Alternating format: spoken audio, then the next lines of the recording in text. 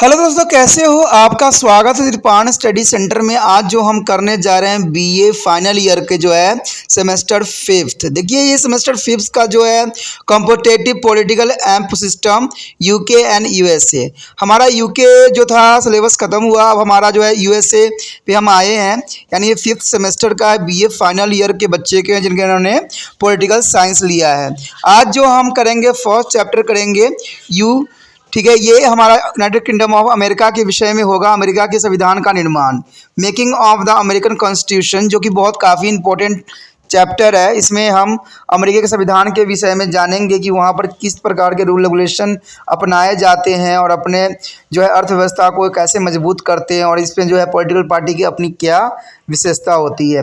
लेकिन ये सब करेंगे तब करेंगे जब हम चैप्टर स्टार्ट करेंगे। लेकिन चैप्टर स्टार्ट करने से पहले एक बात जो मैं हमेशा कहता हूँ, जिसको आपको सोचना भी चाहिए, विचार भी करना चाहिए और अमल भी करना चाहिए, वो ये है कि जब भी वीडियो देखिए पूरा देखिए, क्योंकि अधूरा जानकारी सदैव खतरनाक होता है। साथ में एक इंपॉर्टेंट बात ये भी रहता है, अगर आप पहली बार वीडियो देख रहे हो तो लाइक शेयर सब्सक्राइब करना मत भूलना। क्योंकि दोस्तों लाइक कीजिएगा तो बनाने वाले का मनोबल बढ़ता है, सब्सक्राइब कीजिएगा तो इससे ये होता है कि जब भी मैं कोई वीडियो डालूंगा उसका नोटिफिकेशन आपको समय रहते मिल जाएगा। और देखिए, शेयर का मतलब ये होता है कि आपके थ्रू न जाने किन बच्चों को हेल्प मिल जाए, ये आप भी नहीं जानोगे। इसलिए जो है आप शेयर जरूर करो, ठीक है। व्हाट्सएप स्टेटस पे भी लगाओ। दोस्तों एनएसएस सेंटर जो कई मानने में बहुत से बच्चों के लिए हेल्पफुल है, चाहे वो 8th क्लास हो, 9th 10th 11th 12th हो, चाहे वो एनआईएस बोर्ड के बच्चे हों, ठीक है, चाहे बीए एमए के बच्चे हो, सभी क्लासों के लिए कुछ ना कुछ जो है त्रिपाण सेंटर में उपलब्ध है। तो इसलिए आपके लिए ज़रूरी है कि आप सब्सक्राइब करके इसको चैनल को जो है सेव कर लो, नहीं तो बाद में अगर रिसर्च करोगे तो शायद आपको ये चैनल प्राप्त ना हो। तो इसलिए सोचना नहीं, विचार नहीं करना है, सब्सक्राइब करके जो है अपने पास सेव करना है। दोस्तों ये तो बात था आपके लिए, लेकिन अब देखते हैं हमारा आज टॉपिक क्या है।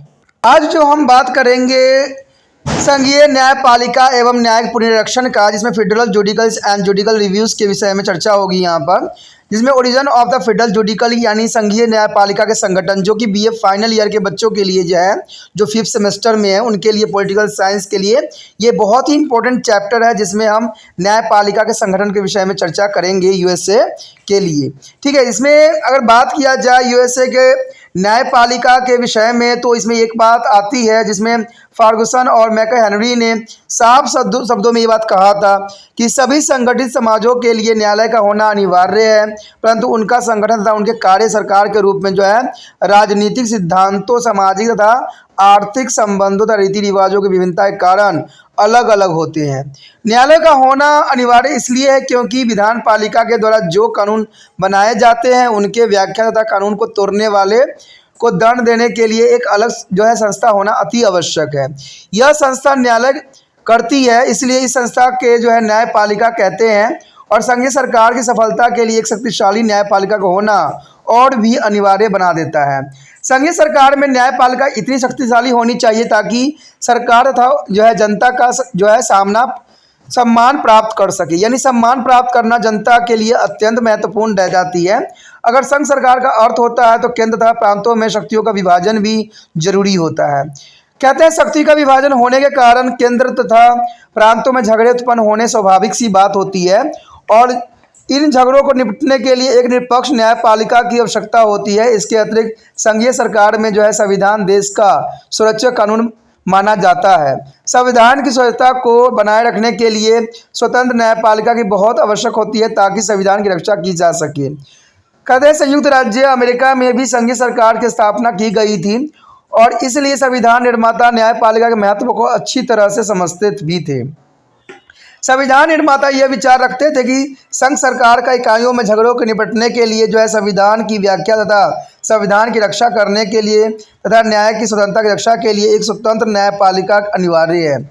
और इन जो है आवश्यकताओं को महसूस करते हुए संविधान निर्माता ने सरकार के तीसरे अंग अथवा न्यायपालिका की स्थापना किया, और संविधान के तीसरे अनुच्छेद के न्यायपालिका को संगठन तथा शक्ति का वर्णन भी किया गया। और तीसरे अनुच्छेद में लिखा भी गया है कि संयुक्त राज्य न्यायिक शक्तियों एक जो है सुप्रीम कोर्ट और छोटे न्यायपालिका की निहित होगी, जिन्हें कांग्रेस समय समय पर स्थापित भी करेगा। यानी the judicial power of the United State shall be a vested of the supreme court and the such inferiors court and the Congress may be from to time ordinance and the establish. तो ये बात साफ शब्दों में कहा गया था, जिसमें गिरफ्त ने भी अपनी बातों को यहाँ दोहराया था, जिसमें उन्होंने कहा था कि इस अनुच्छेद को स्पष्ट है कि संविधान निर्माताओं ने जो है संघीय न्यायपालिका की सरकार के तीनों अंगों का तीसरा सदस्य बनाया है, जो सदस्यों को किसी तरह का जो है कम महत्व नहीं है। अब बात यहाँ पर हम करें तो न्यायालयों का जो है प्रकार, काइंड ऑफ कोर्ट, तो कहते हैं संयुक्त राज्य अमेरिका में दो तरह की अदालतें होती है। एक संघीय न्यायालय होता है, जिसको फेडरल कोर्ट कहते हैं, और राज्य न्यायालय जिसे स्टेट कोर्ट कहते हैं। ये दोनों तरह के जो अदालत एक दूसरे से स्वतंत्र होते हैं, परंतु सामान्य उद्देश्य की पूर्ति के लिए इन दोनों अदालतों में संबंध भी है। और इस अध्याय में केवल हम संघीय न्यायपालिका के वर्णन करेंगे, जो कि बहुत काफ़ी इंपॉर्टेंट रहेगा। कहते हैं बात करें संघीय न्यायालय के दो भागों में बांटा जा सकता है, एक संवैधानिक न्यायालय यानी कॉन्स्टिट्यूशनल कोर्ट तथा व्यवस्थापक न्यायालय यानी लेजिस्लेटिव कोर्ट। कहते हैं संवैधानिक न्यायालय में जो होती है बहुत इंपॉर्टेंट आता है कॉन्स्टिट्यूशनली कोर्ट में कि संवैधानिक न्यायालय के न्यायालय है जिन्हें संविधान के द्वारा ठीक है तीसरे अनुच्छेद की शक्ति के अधीन स्थापित भी किया गया है। यह न्यायालय है सुप्रीम कोर्ट यानी अपीली सक्रिय न्यायालय यानी circuit of court of the appeal तथा न्याय जिला न्यायालय डिस्ट्रिक्ट कोर्ट। संविधान में केवल जो है सुप्रीम कोर्ट का वर्णन किया गया है और कांग्रेस की शक्ति भी दी गई है, वह जो है निम्न न्यायालय की स्थापना करे। और इसके प्रकार जो है अपीली सर्किट न्यायालय यानी circuit court of the appeal तथा जिला न्यायालय डिस्ट्रिक्ट कोर्ट की स्थापना कांग्रेस ने की है। इन दोनों प्रकार के न्यायालयों के संगठन तथा क्षेत्र अधिकार को कानूनों के जो है कानूनों द्वारा निश्चित किया गया है।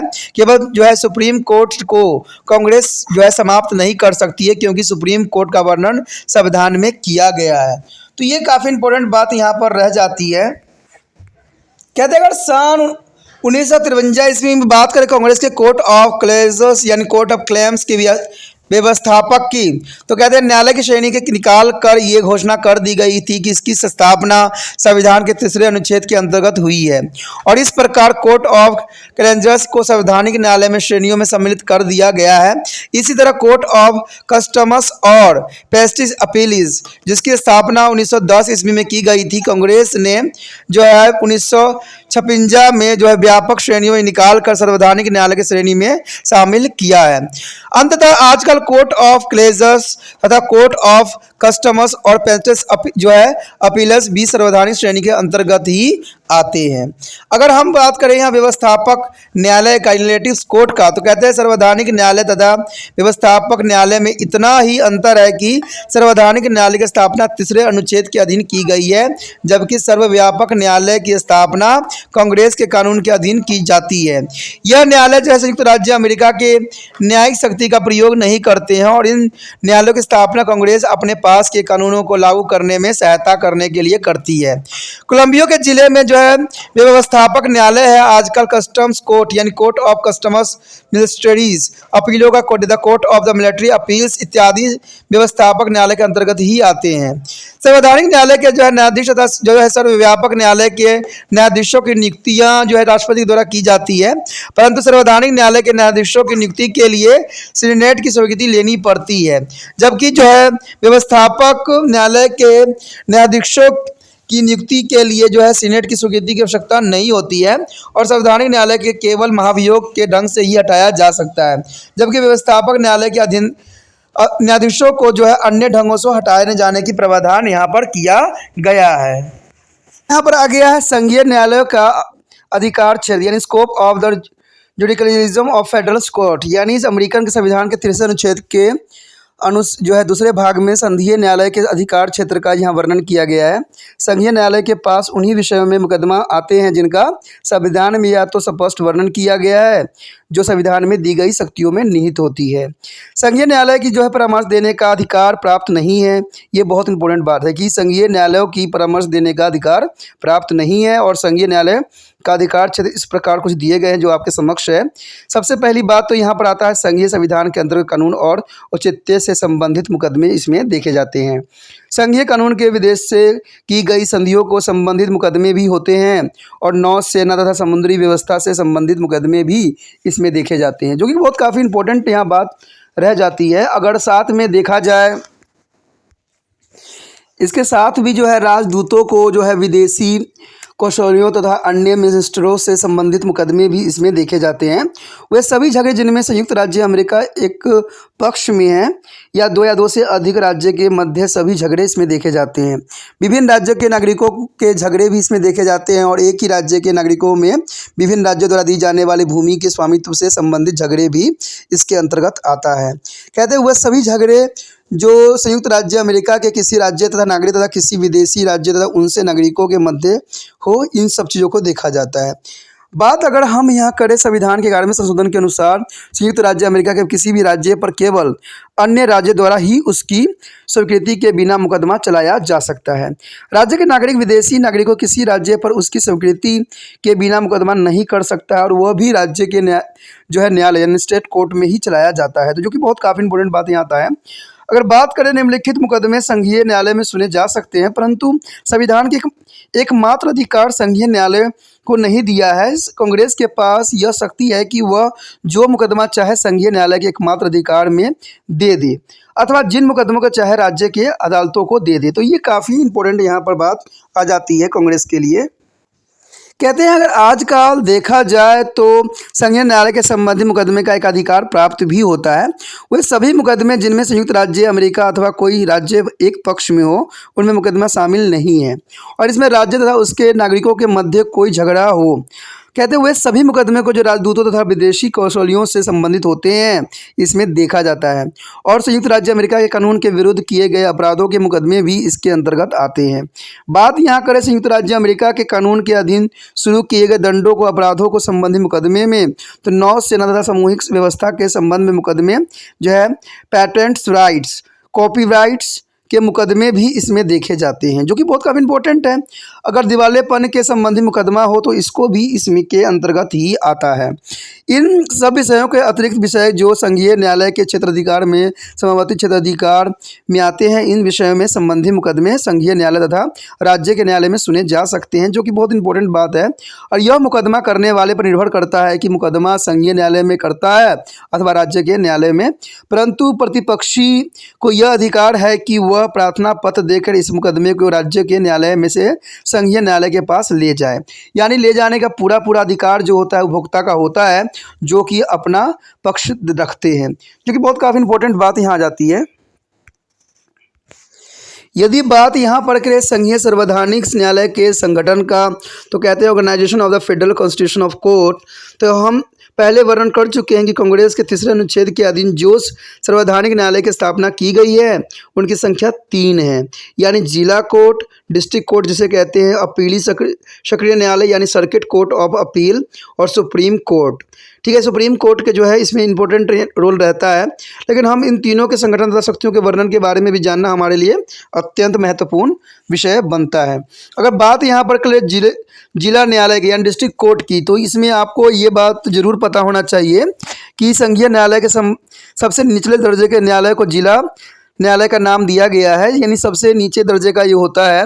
संयुक्त राज्य अमेरिका के 50 राज्य में से 95 जिला न्यायालय है, यानी अगर 50 राज्य है तो इसमें 95 जिला न्यायालय की व्यवस्था की गई है और प्रत्येक न्यायिक जिले में एक जिला न्यायालय है तथा एक राज्य के 2-3 जिले में बांट दिया जाता है और इस बार कई राज्य संपूर्ण न्यायिक जिला होता है। तो ये काफ़ी इंपॉर्टेंट बात आती है यहाँ पे।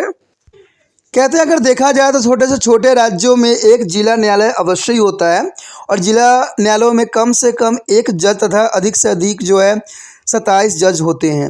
जजों की संख्या जिला न्यायालय के कार्यभार पर निर्भर करता है। जिन जिला न्यायालयों के काम अधिक होता है उनमें जजों की संख्या भी अधिक होती है।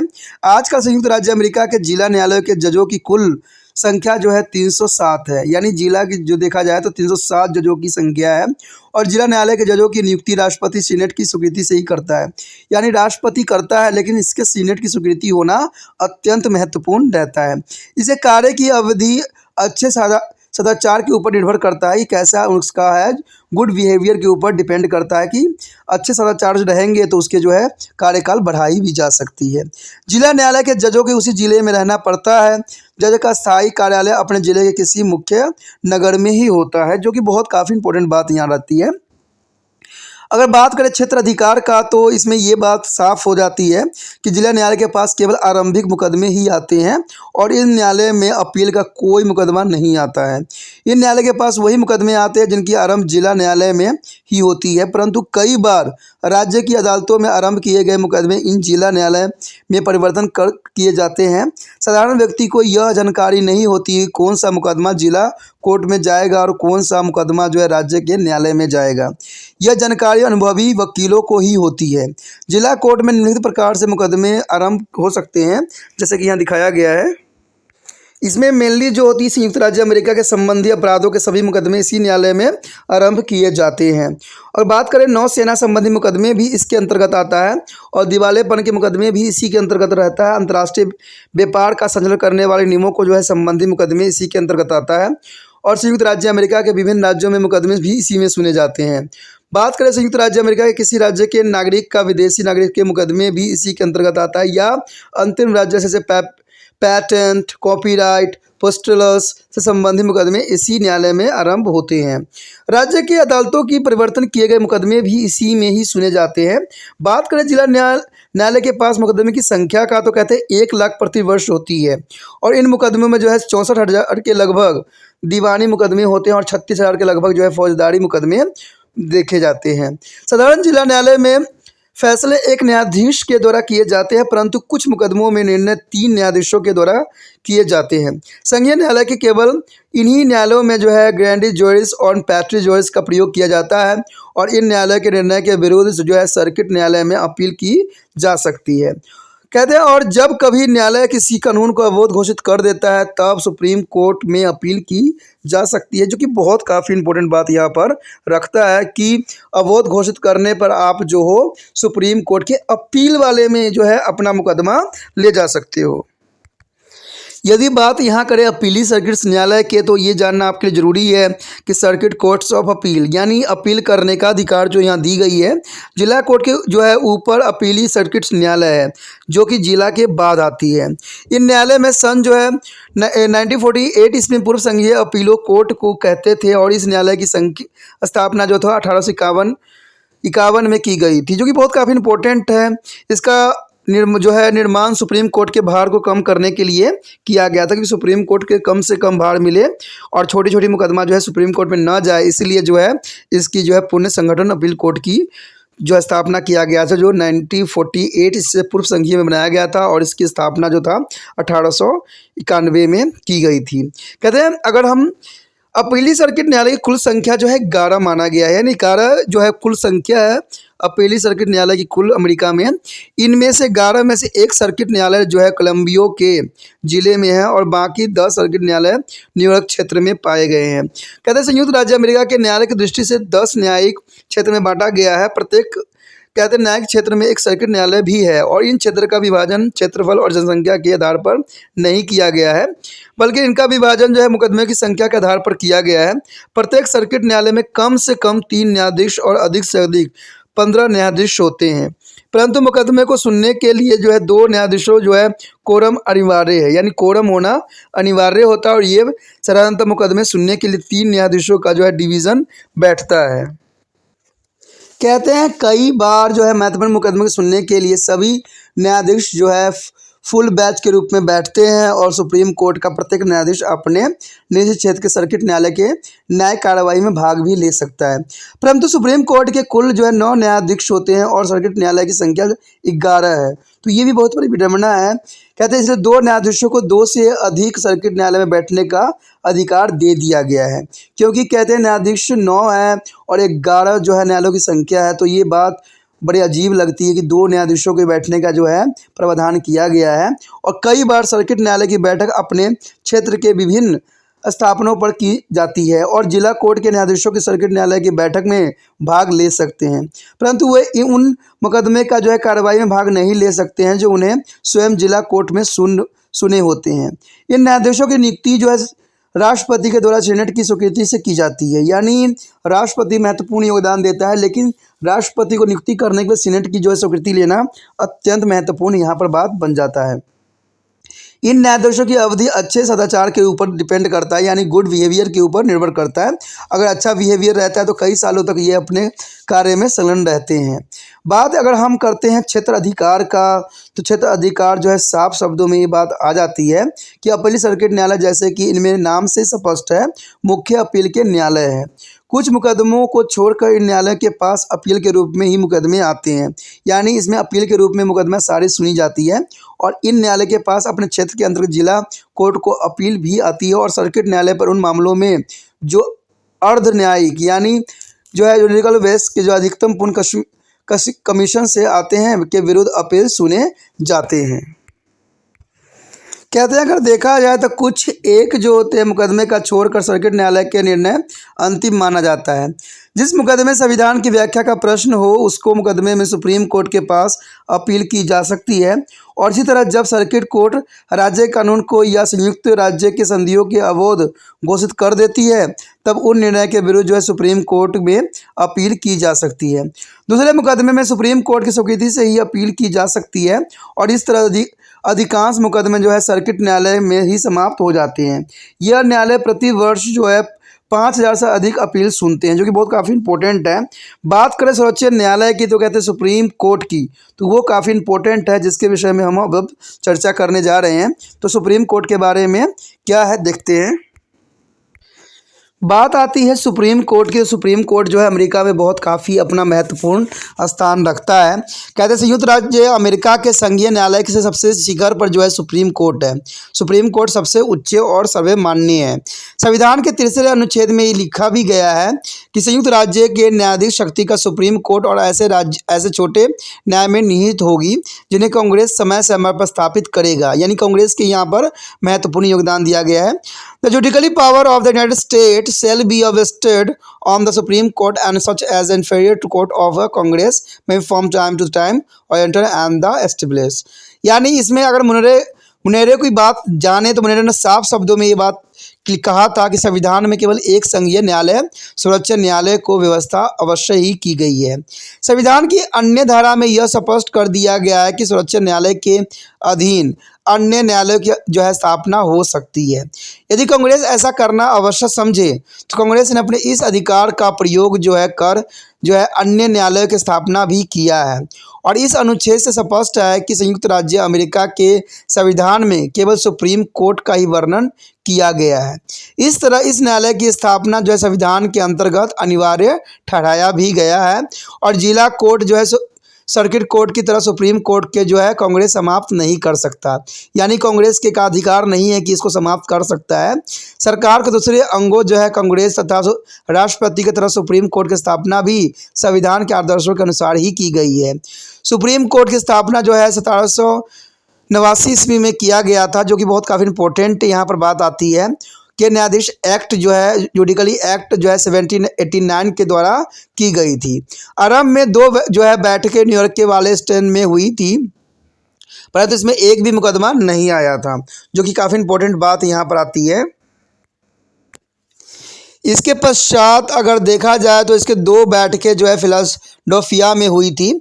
फिलाडेल्फिया से जो है ये काफ़ी इंपॉर्टेंट आता है कि जिसमें हटाकर इसे वाशिंगटन में ले जाया गया, यानी पहले ये फिलाडेल्फिया में थी और उसके बाद वाशिंगटन में इसको ले जाया गया। आज का सुप्रीम कोर्ट जो है वाशिंगटन में ही स्थित है। सर्वोच्च न्यायालय बहुत शक्तिशाली है और इसमें फाइनल ने साफ शब्दों में इसको कहा था कि सर्वोच्च न्यायालय एक ऐसी सर्किट में है जिसे सारे संघीय ढांचों का स्थिर बनाया गया है। The supreme court is the cement and which is the fix from to the wall of federal structure. तो ये काफ़ी इंपॉर्टेंट बात यहाँ पर रहता है।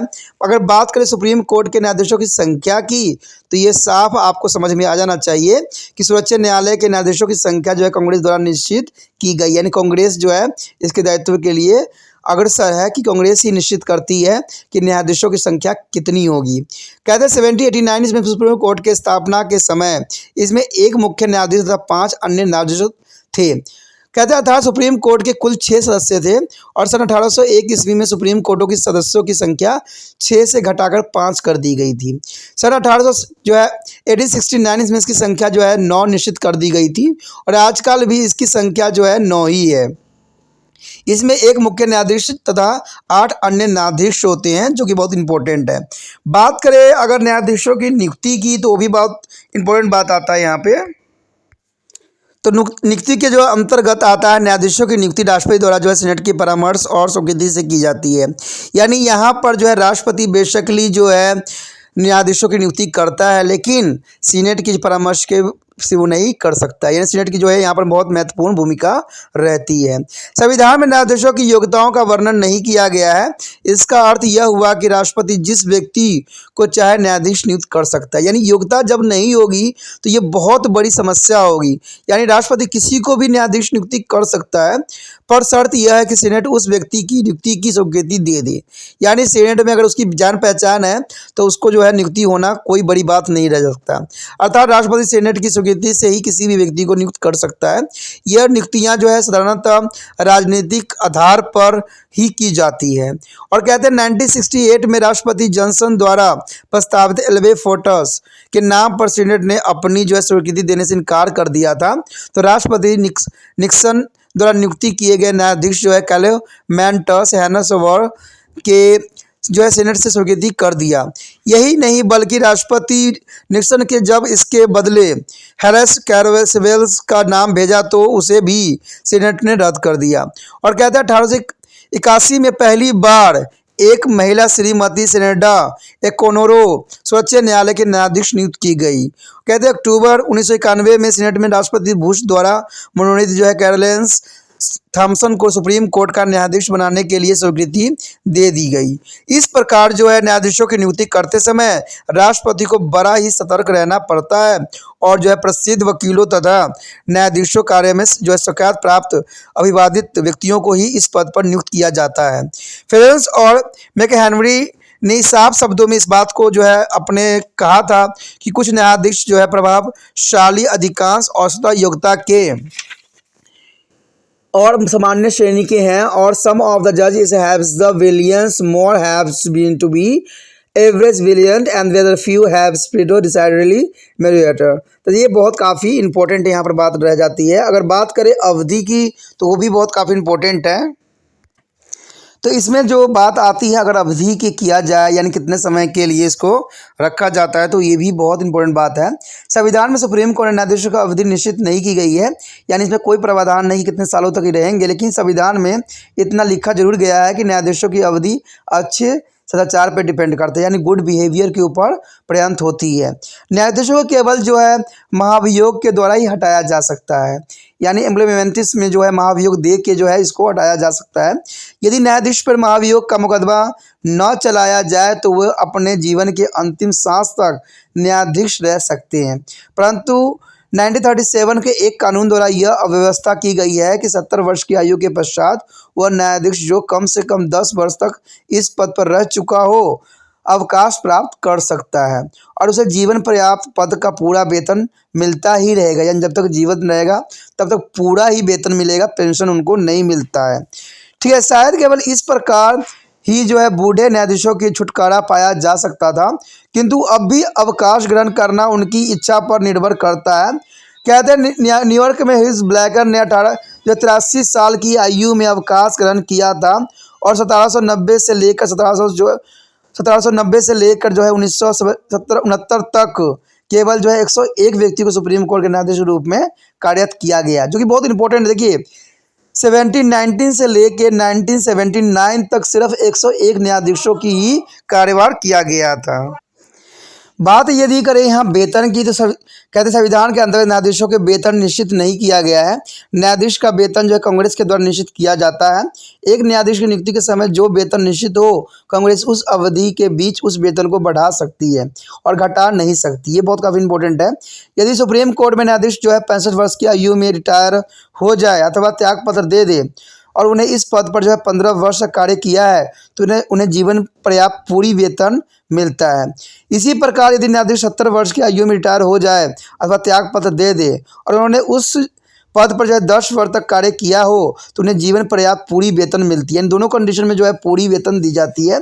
यह न्यायाधीश रिटायर होते हैं, त्याग पत्र नहीं देते हैं। जब रिटायर होने के पश्चात भी संघीय न्यायाधीश रहते हैं और किसी भी छोटे न्यायालय में काम करने के लिए इनको भेजा जा सकता है। कहते हैं सुप्रीम कोर्ट के मुख्य न्यायाधीशों को अन्य न्यायाधीशों के जो है अपेक्षा अधिक वेतन मिलती है। मुख्य न्यायाधीशों की कानूनी शक्ति अन्य न्यायाधीशों के समान नहीं होती है। मुख्य न्यायाधीशों का कार्य सुप्रीम कोर्ट के अध्यक्षता करना, मुकदमे को फैसले पर उनका शेष न्यायाधीशों के अधिकार प्रभाव नहीं होता है और सभी निर्णय जो है बहुमत से किए जाते हैं, जो कि बहुत काफ़ी इंपॉर्टेंट बात यहाँ पर आती है। यहाँ पर बात आती है अगर न्यायाधीशों के उनके पद से हटाए जाने के लिए, तो कहते हैं पहले ही हमने बता चुके हैं कि महाभियोग द्वारा ही उनको हटाने का प्रावधान किया गया है। न्यायाधीशों की अवधि संविधान के अंतर्गत निश्चित नहीं की गई है। वो उस समय तक अपने पद पर कार्य रह सकते हैं जब तक महाभियोग द्वारा उनको अपने पद से हटाया नहीं जाता। महाभियोग का यहाँ पर अर्थ दोस्तों यही होता है कि इसमें 2/3 की बहुमत होना जरूरी होता है। सीनेट के जो सदस्य होते हैं, ठीक है, तो उसमें जो है 2/3 की बहुमत होना जरूरी होता है। यानी देखा जाए तो 3/2 की जो बहुमत होती है बहुत इंपॉर्टेंट रहता है यहाँ पर इनको हटाने के लिए। कहते हैं प्रतिनिधि सदन को जो है न्यायाधीशों पर जो है दोष आरोपण करने का अधिकार है और सीनेट उसकी जांच पड़ताल करती है। यानी अगर मान लीजिए कोई न्यायाधीशों पर अगर गलत दोष आरोपण किया गया है तो सीनेट का पूरा अधिकार होता है कि जांच पड़ताल करने के बाद ही न्यायाधीशों के लिए जो है महाभियोग का जो है प्रावधान किया जाए। यदि सीनेट उसे 2/3 बहुमत से पास कर दे तो राष्ट्रपति उस न्यायाधीश को हटा देता है। यानी 2/3 जो है 2/3 के बहुमत जरूरी होती है, तो इसमें सीनेट जो होती है उसको हटाने के लिए जो है राष्ट्रपति इसमें वचनबद्ध हो जाता है। अभी तक केवल जो है सिल्वेस्टर चेल्स नामक न्यायाधीश पर जो है महाभियोग चलाया गया था, लेकिन वह भी निर्दोष पाया गया और उसको भी नहीं हटाया गया। कहते हैं अगर अधिवेशन तथा गणपूर्ति की बात करें तो यहाँ सुप्रीम कोर्ट का जो अधिवेशन है प्रतिवर्ष अक्टूबर मास के प्रथम सोमवार से आरंभ होती है और जून मास के मध्य में समाप्त हो जाता है। सुप्रीम कोर्ट का विशेष अधिवेशन मुख्य न्यायाधीश द्वारा बुलाए जा सकते हैं, परंतु मुख्य न्यायाधीश जो है सुप्रीम कोर्ट का विशेष अधिवेशन उसी समय बुलाता है जब उसकी बहुत आवश्यक हो। तो ये बहुत काफ़ी बात यहाँ जरूरी हो जाती है कि जब जरूरत पड़ता है तभी बुलाई जाती है। और इस प्रकार विशेष अवसरों को छोड़कर सुप्रीम कोर्ट के न्यायाधीशों जो है प्रतिवर्ष 4 मास का अवकाश रहता है। सुप्रीम कोर्ट की बैठक प्रति मास 2 सप्ताह के लिए होती है और शेष 2 सप्ताह अवकाश रहता है। इन 2 सप्ताह में न्यायाधीश जो है मुकदमे का अध्ययन भी करते हैं तथा मुकदमे पर अपनी राय भी लिख के दे सकते हैं। इसलिए 2 सप्ताह ही बैठक होती है और इन 2 सप्ताहों में मंगलवार, बुधवार, वीरवार और शुक्रवार को मुकदमे को सुनवाई की जाती है, जो कि बहुत काफ़ी इंपॉर्टेंट है। अगर देखा जाए तो शनिवार को सभी न्यायाधीश सुबह एकत्र होते हैं और सप्ताह में सुने गए मुकदमे का जो है विचार विमर्श भी करते हैं। रविवार का दिन छुट्टी का दिन होता है और सोमवार को निर्णय किए जाते हैं, इसलिए सोमवार को निर्णय दिवस भी कहा जाता है। यानी अमेरिका के लिए जो होता है निर्णय दिवस के रूप में जो है सोमवार को माना जाता है। न्यायाधीश जो है प्रतिदिन 12 बजे दिन के कार्य आरंभ करके जो है 4 साढ़े 4 बजे तक समाप्त कर देते हैं। तो ये काफ़ी इंपॉर्टेंट है यहाँ पर इनकी कार्य प्रणाली के विषय में। अगर बात करें सुप्रीम कोर्ट के अधिवेशन के लिए जो है गणपूर्ति 6 हैं और प्रत्येक फैसला जो है बहुमत से ही किया जाता है, परंतु कोई फैसला कानूनी नहीं माना जाता है जब तक उसके पक्ष में 4 मत न हो अथवा दोनों पक्षों के मत बराबर हो। कहते हैं तब उस मुकदमे का दोबारा कार्यवाही की जाती है और प्रायः निम्न न्यायालय के निर्णय को ही कायम रखा जाता है। सुप्रीम कोर्ट के सभी निर्णय और मतों को संयुक्त राज्य रिपोर्ट में छापा जाता है ताकि जनता की जो है कानूनदाता उन निर्णयों तथा मतों का अध्ययन कर सके, जो कि काफ़ी इम्पोर्टेंट है। अगर बात करें यहाँ पर क्षेत्राधिकार की, तो क्षेत्राधिकार में तो बात यही आती है कि संविधान के 3 अनुच्छेद की धारा 2 के अनुसार जो सर्वोच्च न्यायालय के अधिकार क्षेत्र में सभी मुकदमे को जो कि संविधान संयुक्त राज्य के कानून और उनके अंतर्गत की गई संधियों के संबंधित होते हैं। अन्य राज्य तथा संवैधानिक क्षेत्र तथा वर्णित दूतों के मामले होते हैं। नौ सेनाधिकार तथा समुद्री जो अधिकार सभी मामले ऐसे सब झगड़े जो इसमें आते हैं और इसमें 2 या 2 से अधिक राज्य के बीच एक राज्य तथा किसी अन्य राज्य के नागरिकों के बीच 2 विभिन्न राज्य के नागरिकों के बीच एक राज्य के नागरिकों के बीच किसी अन्य राज्य द्वारा दी गई भूमि के बारे में भी इसमें मुकदमा होती है। अगर साफ शब्दों में देखा जाए तो इसमें यही कहा गया है कि 2 अगर राज्यों को आपस में झगड़ा होती है तो इसमें जो है न्यायाधीश जो है अपना क्षेत्राधिकार दिखाता है और उस मुकदमे की सुनी जा सकती है। बात करें आरंभिक क्षेत्राधिकार का तो इसमें बहुत इंपॉर्टेंट बात आता है। तो इसमें पहला तो आता है कि आरंभिक क्षेत्राधिकार। सुप्रीम कोर्ट के पास केवल 2 तरह के मुकदमे आरंभिक क्षेत्राधिकार के अंतर्गत आते हैं। प्रथम जो है राजदूतों कौशलियों तथा अन्य मंत्रियों के संबंधी मुकदमे यानी those of the affecting to the ascenders other public minister and councillors.